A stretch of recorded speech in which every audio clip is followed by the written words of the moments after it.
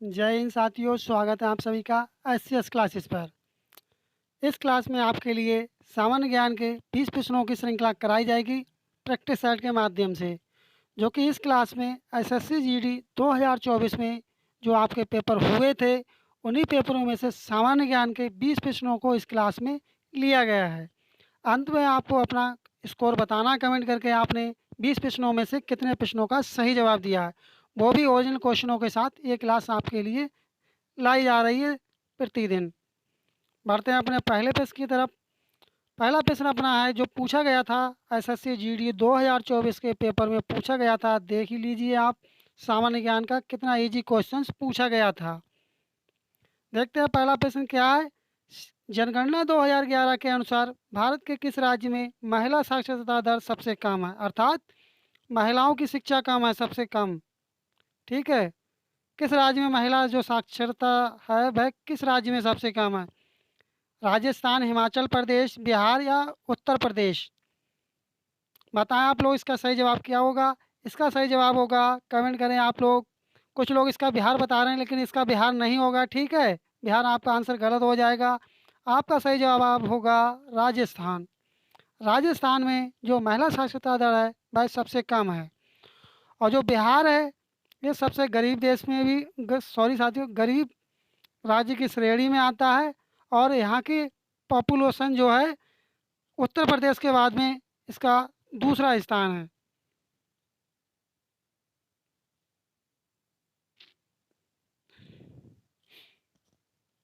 देखते हैं पहला प्रश्न क्या है।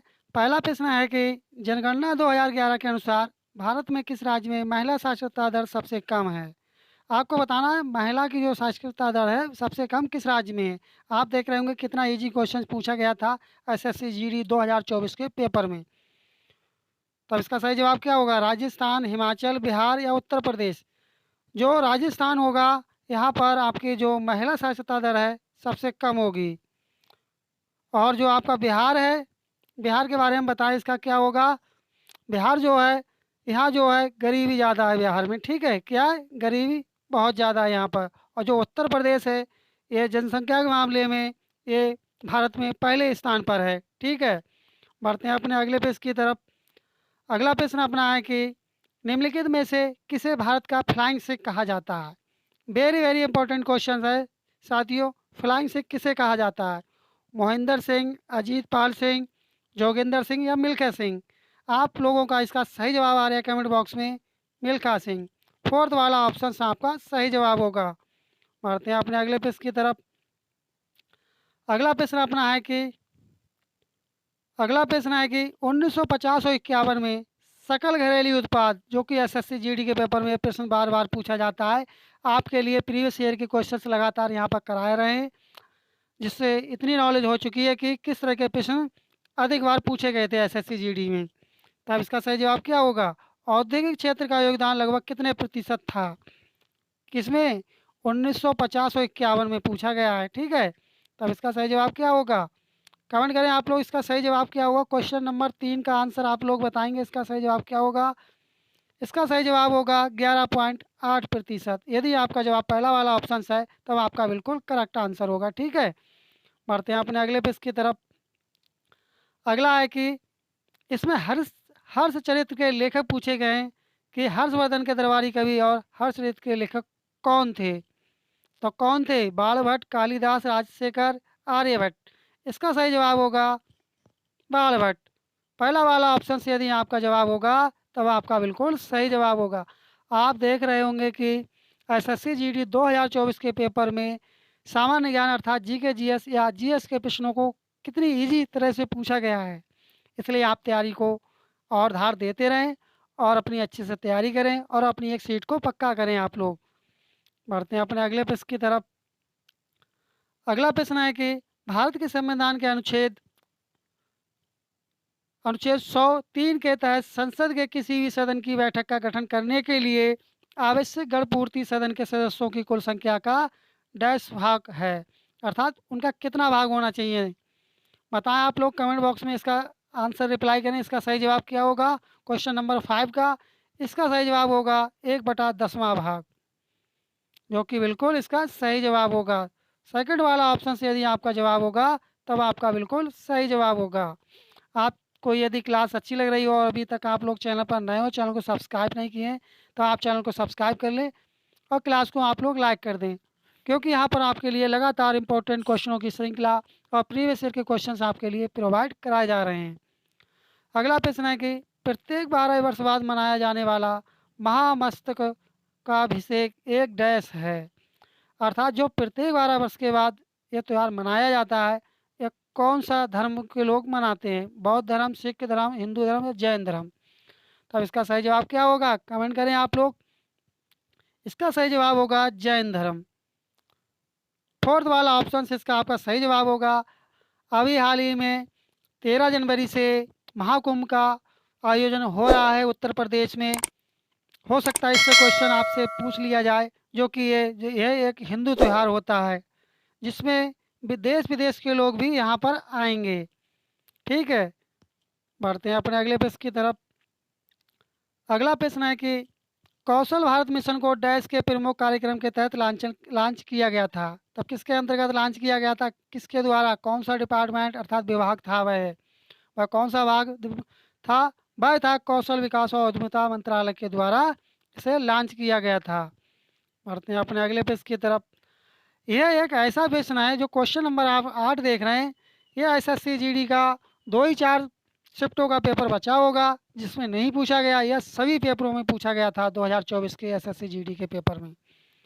तो अब इसका सही जवाब क्या होगा? रुक्मणी देवी अरुणडेल ने किस नृत्य शैली में विभिन्न पुरस्कार जीते हैं? तब ये किस में जीते हैं इन्होंने? कमेंट करें आप लोग। ये जीते हैं भरतनाट्यम में। और भरतनाट्यम किस राज्य का ये नृत्य है? आप कमेंट करके बताएंगे किस राज्य का है। और कथक कहाँ का है? कथक ये आपका यूपी का है। बढ़ते हैं अपने अगले प्रश्न की तरफ। अगला प्रश्न है कि भारतीय संविधान के किस अनुच्छेद में कहा गया है कि भारत अर्थात इंडिया राज्यों का संघ होगा? वह कौन सा आर्टिकल होगा अर्थात कौन सा अनुच्छेद होगा? तो वह कौन सा अनुच्छेद होगा? वह अनुच्छेद आपका 1 होगा। क्या चीज़? अनुच्छेद आर्टिकल आपका फर्स्ट होगा। ठीक है, सेकंड वाला ऑप्शन आपका सही जवाब हो जाएगा। बढ़ते हैं अपने अगले प्रश्न की तरफ। अगला प्रश्न है कि 1866 में लंदन में ईस्ट इंडिया एसोसिएशन की स्थापना निम्नलिखित में से किसने की थी? तब इसकी स्थापना किसने की थी? राजा राम मोहन राय, सत्येंद्र नाथ टैगोर, सैयद अहमद खान, दादा भाई नौरोजी। तब इसकी स्थापना किसने की थी 1866 में? कमेंट करें आप लोग। इसका सही जवाब क्या होगा? इसका सही जवाब होगा दादा भाई नौरोजी।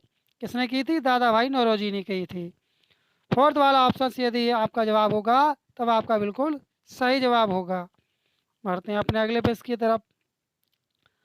अगला प्रश्न अपना एक करंट अफेयर है, इसलिए इसे स्किप करते हैं। एक क्वेश्चन आप 20 प्रश्नों में से माइनस करके आपको कमेंट करके बताना है कि आपने सामान्य ज्ञान अर्थात GK GS के प्रश्नों में से कितने प्रश्नों का सही जवाब दिया है। अगला प्रश्न है कि भारत में हरित क्रांति का नेतृत्व निम्न में से किसने किया था? भारत में पूछा गया किसने किया है, वर्ल्ड में नहीं पूछा गया है। बताएं आप लोग, भारत में किसने किया था? महात्मा गांधी ने किया था? महात्मा गांधी ने नहीं किया था। अब आप बताएं इसका सही जवाब क्या होगा? जवाहरलाल नेहरू ने किया था? इन्होंने भी नहीं किया। अब आपके पास 50-50 का ऑप्शन बता है कि आप 50-50 में आप बचे हैं। आप बताएं कौन सा ठीक होगा, तीसरा वाला या फोर्थ वाला? जो नॉर्मल बोल लोग थे इन्होंने जो किया था ये भी नहीं होंगे। इन्होंने विश्व स्तर पर इसकी का बोलते हैं स्थापना की थी। और जो अहमद स्वामीनाथन थे इन्होंने क्या बोलते हैं इंडिया में इन्हें हरित क्रांति का जनक जाना जाता है। बढ़ते हैं अपने अगले प्रश्न की तरफ। अगला प्रश्न है कि मुकाबले को समाप्त घोषित करने के लिए एक फ्री स्टाइल पहलवान के पास अपने प्रतिद्वंदी के विरुद्ध कितने अंक होने चाहिए? बताएं आप लोग कितने अंक होने चाहिए? 10 होने चाहिए, 8 होने चाहिए, 14 होने चाहिए या 12 होने चाहिए? बताएं आप लोग कितने अंक होने चाहिए? इसके लिए अंक होने चाहिए 10 अंक होना अनिवार्य होता है। पहला वाला ऑप्शन आपका सही जवाब हो जाएगा। बढ़ते हैं अपने अगले प्रश्न की तरफ। अगला प्रश्न है कि उत्तर पूर्वी पवनें कहाँ से उत्पन्न होती हैं? वेरी वेरी इंपॉर्टेंट क्वेश्चन है जो कि SSC GD का ये फेवरेट क्वेश्चन है। बताएं इसका सही जवाब क्या होगा? कमेंट करें आप लोग। उत्तरी गोलार्ध के उष्णकटिबंधीय निम्न दाब कटिबंध, क्या ये होगा? ये नहीं होगा। पहला वाला आपका कथन गलत है ऑप्शंस। अब बताएं कौन सा वाला ठीक होगा। दक्षिणी गोलार्ध के उष्णकटिबंधीय उच्च दाब प्रति कटिबंध, ये भी नहीं होगा। उत्तरी गोलार्ध के उष्णकटिबंधीय उच्च दाब कटिबंध, थर्ड वाला जो ऑप्शन होगा वह आपका बिल्कुल करेक्ट आंसर होगा। बढ़ते हैं अपने अगले प्रश्न की तरफ। अगला प्रश्न है कि वेरी वेरी इंपॉर्टेंट क्वेश्चन है, ये भी एसएससी जीडी का प्रश्न बार बार रिपीट होता है। नाइट्रोजन का परमाणु द्रव्यमान कितना है? बताएं आप लोग, नाइट्रोजन का परमाणु द्रव्यमान कितना होता है? 18 होगा, 14, 12, 16? तब कितना होगा नाइट्रोजन का परमाणु द्रव्यमान कितना होगा? आप बताएं इसका द्रव्यमान कितना होगा नाइट्रोजन का। कमेंट करें आप लोग, नाइट्रोजन का द्रव्यमान कितना होता है? कमेंट बॉक्स में बताएं आप लोग इसका सही जवाब क्या होगा। इसका सही जवाब क्या होगा? कमेंट करें आप लोग। इसका सही जवाब होगा, परमाणु द्रव्यमान कितना होता है? 14 होता है। यदि आपका 14 सही जवाब होगा, 14 सेकंड वाला ऑप्शन, तब आपका बिल्कुल सही जवाब होगा। आपको क्लास कैसी लग रही है? यदि आपको क्लास अच्छी लग रही हो और अभी तक आप चैनल पर नए हो, चैनल को सब्सक्राइब नहीं किए तो आप लोग चैनल को सब्सक्राइब कर दें, क्लास को लाइक कर दें, क्योंकि यहाँ पर अब आपके लिए कुछ समय बाद आपके लिए important questions GK GS mathematics और रीजनिंग के क्वेश्चंस आपको कराए जाएंगे। फालतू का यहाँ पर आपको कुछ भी नहीं बताया जाएगा। बताएं आप लोग इसका सही जवाब क्या होगा। असम का क्षत्रिय नृत्य डैश से प्रेरित है। जो असम का क्षत्रिय नृत्य है वह किससे प्रेरित है? कमेंट करें आप लोग इसका सही जवाब क्या होगा। शक्ति आंदोलन, तंत्रवाद, भक्ति आंदोलन या सूफी आंदोलन? तब इसका सही जवाब होगा भक्ति आंदोलन से प्रेरित है। थर्ड वाला ऑप्शन से आपका करेक्ट आंसर होगा। बढ़ते हैं अपने अगले प्रश्न की तरफ।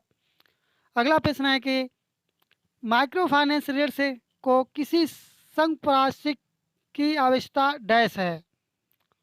संपार्श्विक की आवश्यकता डैश है। बताएं इसका सही जवाब क्या होगा। अधिकांशता होती है, होती, हमेशा होती, नहीं होती? तब इसका सही जवाब क्या हो जाएगा। इसका सही जवाब होगा नहीं होती। फोर्थ वाला ऑप्शन से यदि आपका जवाब होगा तब आपका बिल्कुल सही जवाब होगा। बढ़ते हैं अपने अगले पेज की तरफ। एक करंट से क्वेश्चन है, इसे स्किप करते हैं। आपको बताना चाहेंगे कि जो करंट अफेयर्स के क्वेश्चंस आपके एग्ज़ाम लेवल के होंगे, जो एग्ज़ाम में आपके आएंगे, उनके लिए आपके लिए सेपरेट क्लास लेकर के आएंगे, जो कि उसी क्लास को आपको देखने के बाद में आपके सभी क्वेश्चन करंट अफेयर्स के उसी क्लास से आपको देखने को मिलेंगे। बढ़ते हैं अपने अगले प्रश्न की तरफ। अगला प्रश्न है कि निम्नलिखित में से कौन सा जीवाणु संक्रमण का एक लक्षण है? किसका संक्रमण का लक्षण है? जीवाणु, ऐसा जीवाणु आपको बताना कि संक्रमण का लक्षण है। तब वह कौन सा जीवाणु है? कमेंट करें आप लोग, इसका सही जवाब क्या होगा। इसका सही जवाब होगा बुखार। थर्ड वाला ऑप्शन आपका सही जवाब होगा। बढ़ते हैं अपने अगले प्रश्न की तरफ। अगला प्रश्न है कि विषम का चयन करें, संकेत, कृषि और प्रक्रियाएं। तब इसका विषम कौन सा वाला होगा? छिड़काव होगा, खाना, बुवाई, जोतना? तब इसका सही जवाब क्या होगा? आप लोग कमेंट करके बताएं इसका सही जवाब क्या होगा। इसका जवाब आपको कमेंट बॉक्स में बताना कि इसका सही जवाब क्या होगा। आपको क्लास कैसी लगी कमेंट करके अवश्य बताएं। यदि आपको क्लास अच्छी लगी हो और अभी तक आप चैनल पर नए हो, चैनल को सब्सक्राइब नहीं किए आप लोग, तब चैनल को सब्सक्राइब कर लें, क्लास को आप लोग लाइक कर दें, क्योंकि यहाँ पर आपके लिए एसएससी जीडी 2025 की कंप्लीट आपके लिए रीजनिंग, जीके जीएस, सामान्य ज्ञान और हिंदी के प्रश्न आपके लिए लगातार कराए जा रहे हैं। और आपका किसी भी प्रकार का कोई सजेशन या फीडबैक हो तब भी आप कमेंट करके अवश्य बताएं। चैनल अभी तक भी आप सब्सक्राइब नहीं किए तब चैनल को सब्सक्राइब कर लें और क्लास को आप लोग लाइक कर दें। मिलते हैं जल्दी नेक्स्ट क्लास में, तब तक के लिए धन्यवाद। जय हिंद, जय भारत।